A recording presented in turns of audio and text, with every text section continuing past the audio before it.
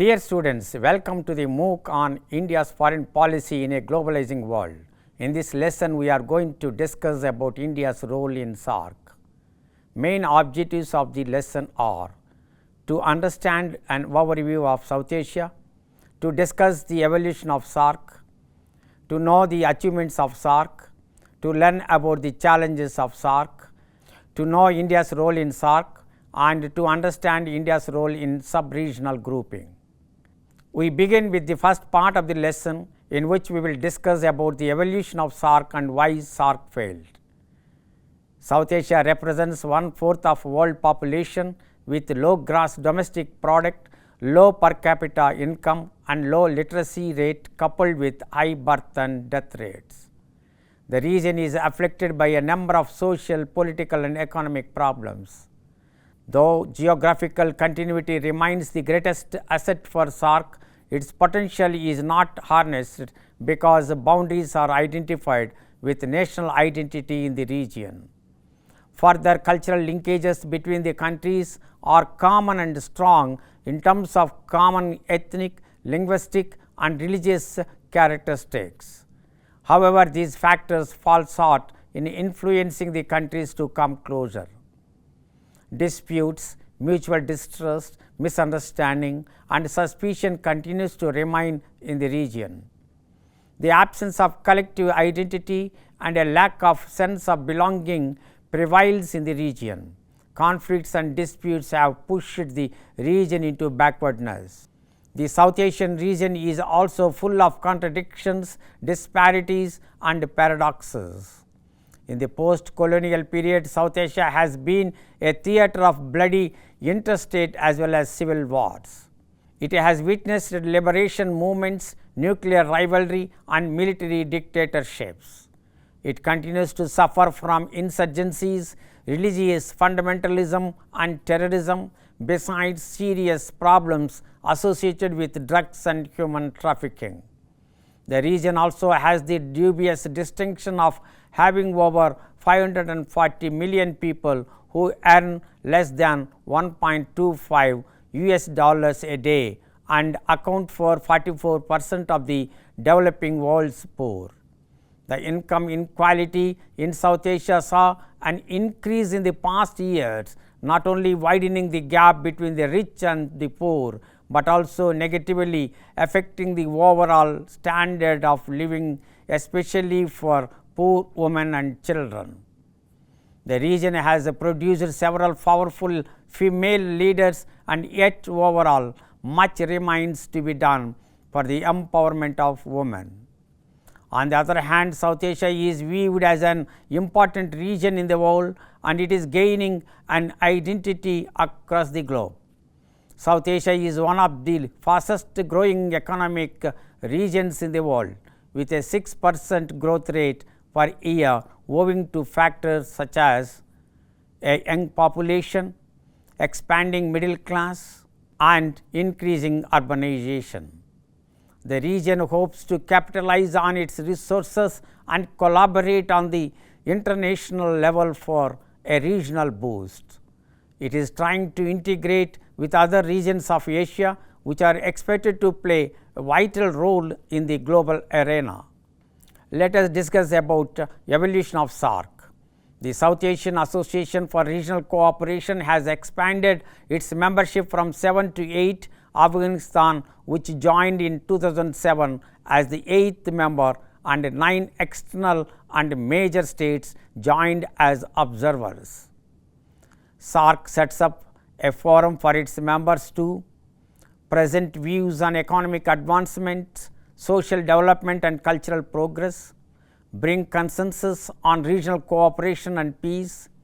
The SAARC's aim is to accelerate economic cooperation among the South Asian countries. It was agreed by the members of the organization that there shall be a meeting of the heads of governments or states once a year. Since the first official summit of the SAARC founding members in December 1985 in Dhaka, it has undergone many highs and lows. India is a founding member of the South Asian Association of Regional Cooperation. India, being the largest member, holds an influential position in building a connected and integrated South Asia. India too, much like SAARC, strives to achieve development for all in the region. The other members of the SAARC are Bhutan, Nepal, Afghanistan, Pakistan, Sri Lanka, Bangladesh and the Maldives. Though there were no significant developments in regional cooperation, the SAARC organization, established in 1985, is the only platform where the member states can debate and discuss various issues related to the region. The SAARC has completed 38 years and only 18 summits were held. Due to political instability in the host country or strained bilateral relationship between some countries, the summits had to be either postponed or cancelled. As the SAARC Charter stipulates that no bilateral issues are to be discussed at the regional forum, it has resulted in the rise of bickering among members, leading to the cancelling of summits. Recently, due to strained relations between India and Pakistan, the 19th SAARC summit was cancelled. In the previous SAARC summits, the member states stressed the importance of addressing various issues, including promoting commerce and connectivity through regional cooperation. It was therefore ironic that interstate diplomatic tensions within the region forced the regional organization to halt its proceedings. The formation of the organization occurred in the backdrop of mistrust and insecurity among countries of South Asia. The Soviet invasion of Afghanistan in 1979 led to severe deterioration of the security situation in South Asia. To dispel insecurities and promote regional trust building, the SAARC was created. However, SAARC has never been able to deliver its main function, that is trust building. This is attributed mostly to the persistent India-Pakistan differences and the spillover terrorism in the region. It has to be noted that there were some important achievements made by SAARC.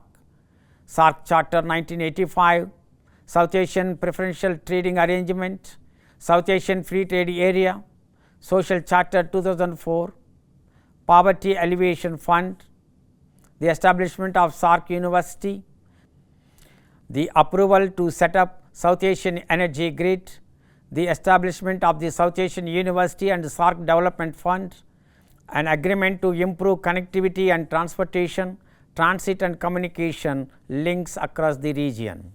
Till now we had 18 summits. We will discuss why SAARC failed. There is asymmetric regionalism in South Asia. There is a lack of sense of belongingness among the countries. There is no common threat pursued by the countries from outside the region. There is a trust deficiency between the countries, divided by larger country, that is India. No country except India shares border with more than 2 countries in the region. Linkage with external countries seen as a threat by others. Countries in the region prefer bilateral cooperation rather than regional cooperation. Trade in the region is around 5%, and for the remaining 95%, the countries carry out trade outside the region.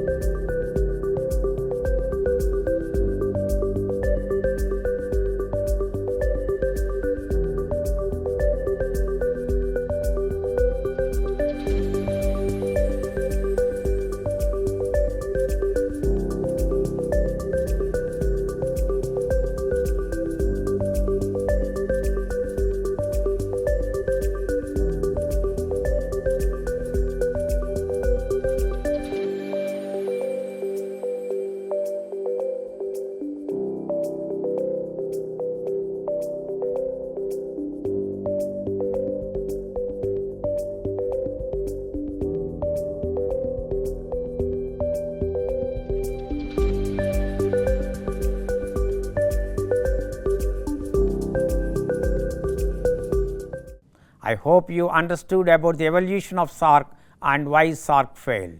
We will discuss about India's role in SAARC in the next video. Thank you.